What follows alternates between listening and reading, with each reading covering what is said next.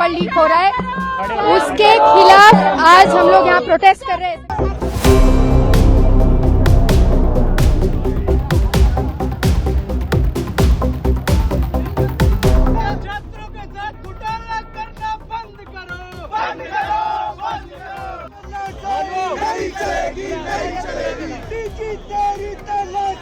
नहीं चलेगी, नहीं चलेगी।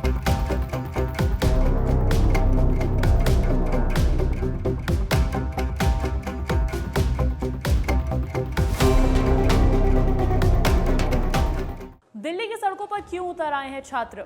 आखिर एबीवीपी और एनएसयूआई क्यों कर रहे हैं एक ही मुद्दे पर प्रदर्शन? और 3 मई को नीट एग्जाम दे चुके छात्र क्यों संतुष्ट होकर रिलैक्स नहीं कर सकते हैं? आपको बताती हूं इस वीडियो में। नमस्कार, मेरा नाम है अंजलि शर्मा और आप देख रहे हैं विस्तार डिजिटल। देखिए, नीट परीक्षा जब से हुई है, यानी कि 3 मई 2026, तब से ही विवादों में है। अब ये विवादों में क्यों है? ये पेपर ही लीक हो गया था। ये पेपर लीक होने का पूरा मामला आपको बताते हैं विस्तार से। दरअसल होता यह है कि 3 मई को ये परीक्षा हो तो जाती है, लेकिन उससे पहले ही जांच पड़ताल में ये पता चल पा रहा था कि इस एग्जाम में जो क्वेश्चंस आए थे, वो क्वेश्चन कई बच्चों के पास पहले से ही पहुंचे थे। और ऐसा नहीं है बाय चांस पहुंचे थे, बल्कि एक बहुत ही प्लान तरीके से पहुंचे थे। ये बात नेशनल टेस्टिंग एजेंसी ने भी मानी है। एनटीए ने इस बात को माना कि इस बार का नीट का पेपर लीक हुआ है और 3 मई को हुई वाली परीक्षा पूरी तरीके से रद्द कर दी गई। इस पेपर लीक का खुलासा कैसे हुआ? सबसे पहले बात उसी पर। 1 मई को केरलम से एमबीबीएस का कनेक्शन सामने आता है और पता ये चलता है कि एक सेट ऑफ क्वेश्चन, यानी कि क्वेश्चन बैंक सीकर में किसी को भेजा गया है। सीकर में एक पीजी संचालक के पास ये पहुंचता है। पीजी संचालक के पास ये 2 मई को पहुंचता है। 3 मई को पीजी संचालक द्वारा ये शिकायत दर्ज करवाई जाती है कि संभावना नजर आ रही है पेपर लीक की। ये तारीख वही तारीख थी जिस दिन ये नीट एग्जाम हुआ था। 6 से 7 मई के बीच इस पेपर लीक से जुड़ी हुई कुछ ऑनलाइन चैट्स वायरल हो जाती है, जिसमें भी ये तो नजर आता है कि पेपर लीक हुआ है। क्वेश्चंस जो नीट में आए थे, वो क्वेश्चंस पहले से छात्रों के बीच सर्कुलेट हो रहे थे। 7 मई को एनटीए सामने आता है और इस बात को स्वीकार करता है कि इस बार की नीट परीक्षा लीक हो गई है। 8 मई को एनटीए केंद्र सरकार का रुख करता है और केंद्र सरकार उसके बाद सीबीआई को ये पूरी जांच सौंप देती है। देखिए, इसमें अरेस्ट देखे जा रहे हैं। 10 मई को तो 13 लोगों को अरेस्ट भी किया गया था और इस पूरे पेपर लीक का कनेक्शन नासिक से जुड़ता हुआ नजर आया है। नासिक में एक लड़का शुभम, उसका कनेक्शन जुड़ रहा है, जिसके बारे में यह भी बात निकलकर सामने आई है कि यह सीहोर के साइन यूनिवर्सिटी का छात्र है, जिसने सीधे तौर पर इस पेपर लीक को करने में एक मुख्य किरदार निभाया है। इसकी गिरफ्तारी हो जाती है महाराष्ट्र के नासिक से। लेकिन इसी से जुड़ा हुआ नाम अब भी सामने आया है धनंजय का। धनंजय लोखंडे को महाराष्ट्र के अहिल्यानगर से गिरफ्तार कर लिया गया है, जिसका कनेक्शन शुभम से ही बताया जा रहा है। यानी कि बहुत सारी चीजें साफ हुई है। अब आपको यह बताती हूं कि पेपर लीक किस स्तर पर हुआ। दरअसल खुलासा बहुत ही चौंकाने वाला है। ये जो नीट का एग्जाम था, इससे 1 महीने पहले से ही एक गेस्ट पेपर के नाम से क्वेश्चन बैंक वायरल हो रहा था, सर्कुलेट हो रहा था।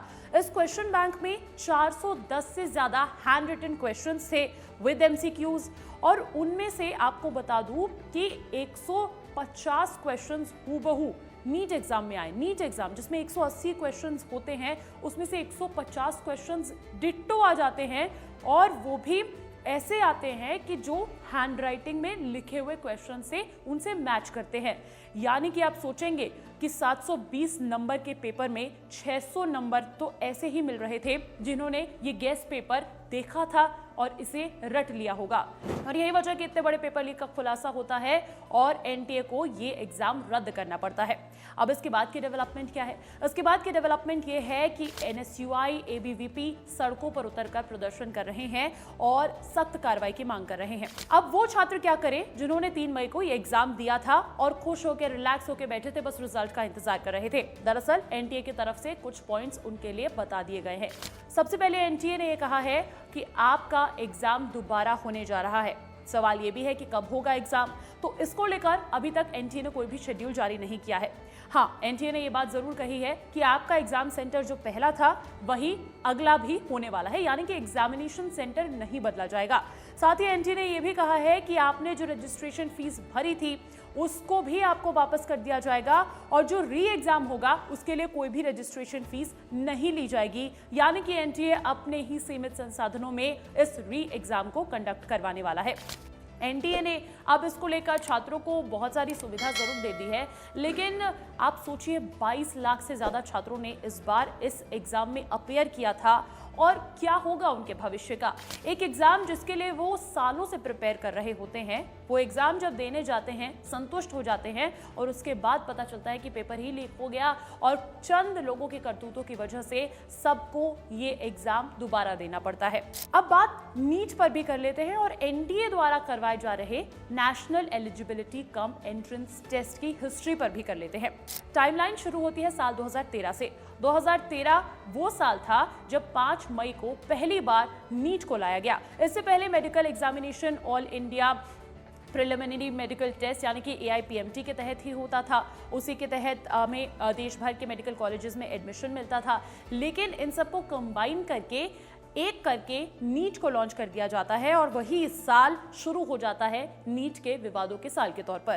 साल 2013 में सिंगल मेडिकल प्रवेश परीक्षा के रूप में शुरू किया जाता है और मामला सुप्रीम कोर्ट भी पहुंचा तो कोर्ट ने असंवैधानिक बताकर इसे रद्द कर दिया। साल 2016 में सुप्रीम कोर्ट अपना फैसला वापस ले लेता है और नीट को लागू कर दिया जाता है और जो नीट का एग्जाम होता है वो 2 फेजेस में होता है। फिर आता है साल 2019 जब नीट एक बार फिर से सुर्खियों में आता है। इस बार आरोप लगता है कि कई ऐसे स्टूडेंट्स थे जिन्होंने फर्जी उम्मीदवारों से अपना एग्जाम दिलवाया था और इसकी कार्रवाई जब होती है तो गिरफ्तारी होती है। फिर आता है साल 2024 जब 67 छात्रों के 720 में से 720 नंबर आते हैं।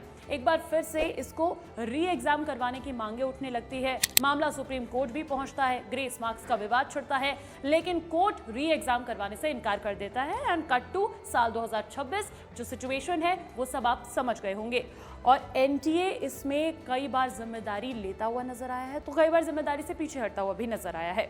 अब देखिए लगातार जो है नीट एस्पिरेंट्स ये कह रहे हैं कि वो विश्वास किस पर करेंगे, क्योंकि एक तरफ छात्रों का दुख है, छात्रों की परेशानी है, तो दूसरी तरफ इस पर सियासत भी भरपूर हो रही है। राहुल गांधी ने सीधे तौर पर केंद्र सरकार पर ही इसको लेकर हमला बोल दिया है।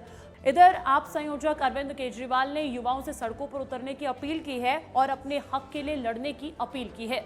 वहीं बात खान सर की करें तो खान सर ने तो एनटीए का फुल फॉर्म ही कुछ और बता दिया है।